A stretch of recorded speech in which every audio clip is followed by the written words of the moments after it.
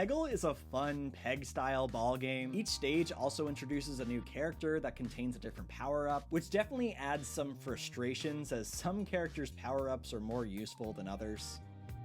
And then next up is another video game icon in Bomberman. Gameplay here is just as you'd expect, with controls being similar to that of Pac-Man in order to navigate, though now you have the addition of the center select button, allowing you to drop bombs to clear a path or get rid of an enemy. Now we took a brief look at Brick, but this next game is Brick essentially on steroids. Block Breaker Deluxe is another brick breaking game, but this one has power-ups, which makes the gameplay so much more entertaining. And I also find it a little funny that there is a small storyline going on of you traveling around the city playing this game and getting items to enter a larger tournament.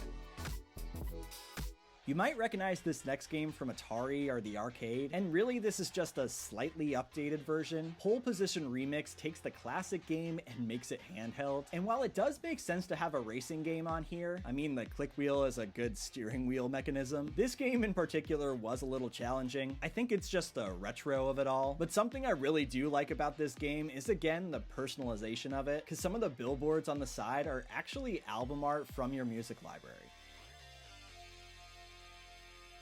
Alright, now we are about to enter in a whole slew of board games released for the iPod. I'm not really going to do a deep dive on all of these because I'm sure you've probably played these games before. Like we've got Naval Battle, which is just a version of Battleship, Chess and Backgammon, which does anyone actually know how to play backgammon? Then there's Chinese Checkers, which I always thought was such a fun game as a kid. You've got Yahtzee, Scrabble, Monopoly, which god damn, your iPod would probably die before you finish a game of Monopoly. And then you've also got Uno and Trivial Pursuit, which I find very funny to play today because some of these questions are pretty specific to the early 2000s. And then this next one I'm actually pretty excited for.